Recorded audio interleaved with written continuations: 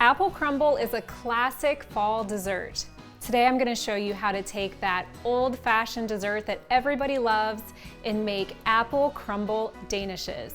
They are really easy with the help of puff pastry. You still get that delicious crumble on top.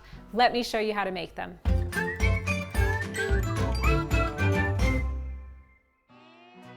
The first step is to prepare the apples. So you need to have thinly sliced, peeled, and cored apples. I have a handy tool here that does all of that at one time. I'm using Granny Smith apples today.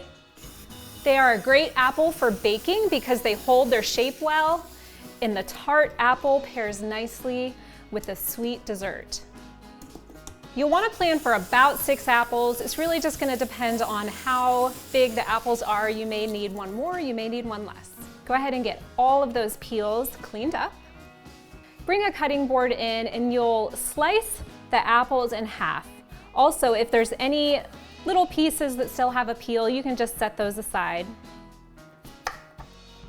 If your apple is really large, you may want to even slice them in thirds just so they take less time to soften. Once you have the apples prepared, take a saucepan and put it on low heat and melt 1 tablespoon of butter in the saucepan. As that butter is melting, you can go ahead and add in your apple slices.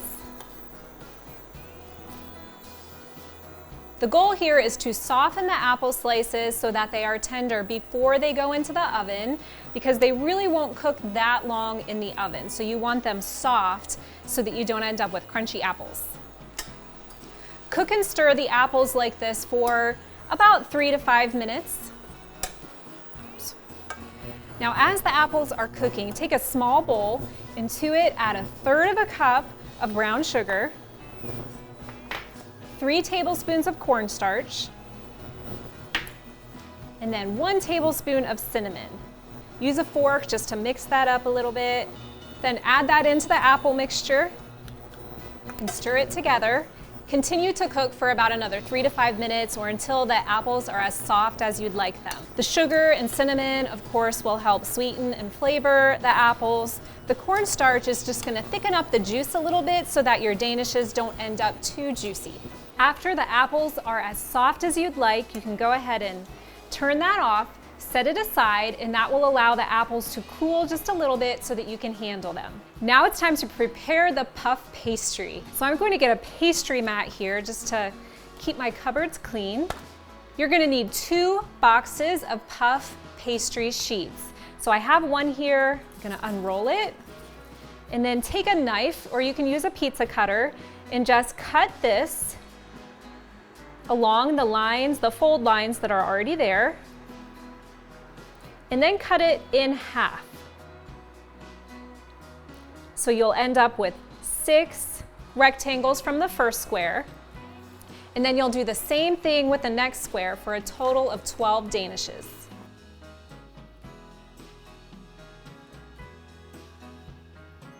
Make sure that the rectangles are completely cut and all separate.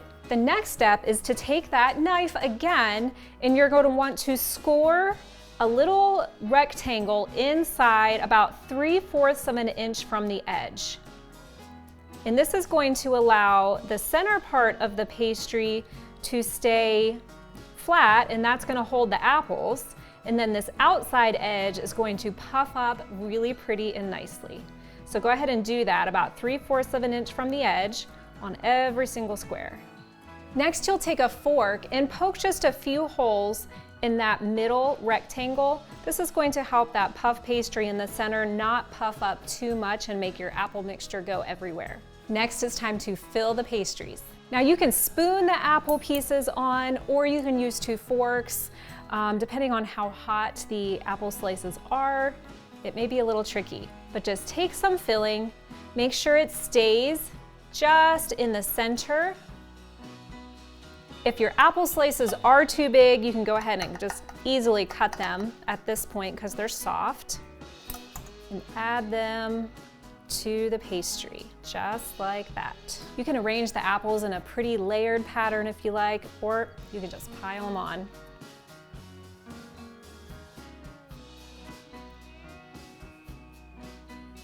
Now you'll want a big baking sheet for this, or you can bake the apple danishes in 2 separate parts. You want to leave about an inch space between each danish. It probably would have been smart of me to build these on the pan, but as you can see, if you forget like me, they move pretty easily.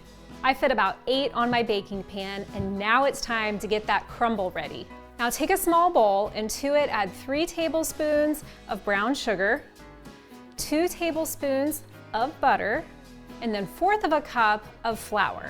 If the butter is hard, you can use a pastry cutter to cut that together. If it's more at room temperature, you can just use a fork or a spoon. I'm gonna go ahead and use one of these forks that are already dirty from the apples and just crush that together. Once it's well mixed, go ahead and divide that crumble onto a little bit onto the top of each pastry. The last step before getting these into the oven is to brush just a little bit of an egg wash around the edges of the apple danishes. So take 1 tablespoon of water and then crack an egg into it. Use a fork and just whisk that up. It'll turn like a lemon color, and that's how you know it's all mixed in. Take a pastry brush, or if you don't have one, you can use a small spatula, and just brush onto the outer edge a little bit of the egg wash. Don't need a lot, and it's just gonna give it a pretty golden brown color. I have the oven preheated to 400 degrees. These will take about 20 minutes to bake. The last step is to drizzle the apple crumble danishes with a powdered sugar glaze. So take 1/2 of a cup of powdered sugar, add in about 2 tablespoons of heavy cream. You may need a little bit more, you may need a little bit less. Whisk that together.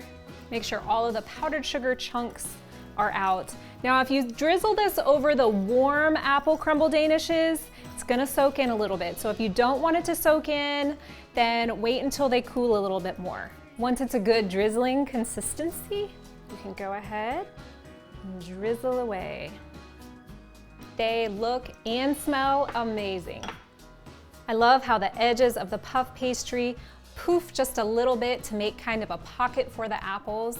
They are so pretty, great for a dessert, great for a brunch. If you serve these warm, I recommend serving them on a plate with a fork. If they're cooler, then they're pretty easy just to pick up and take a bite into. Thanks for watching today. Be sure to check out this recipe on tastelizzytea.com. Just search apple crumble danishes and you'll get that recipe that you can print off and enjoy with your family. Be sure to like, subscribe, and check back next week for a new video.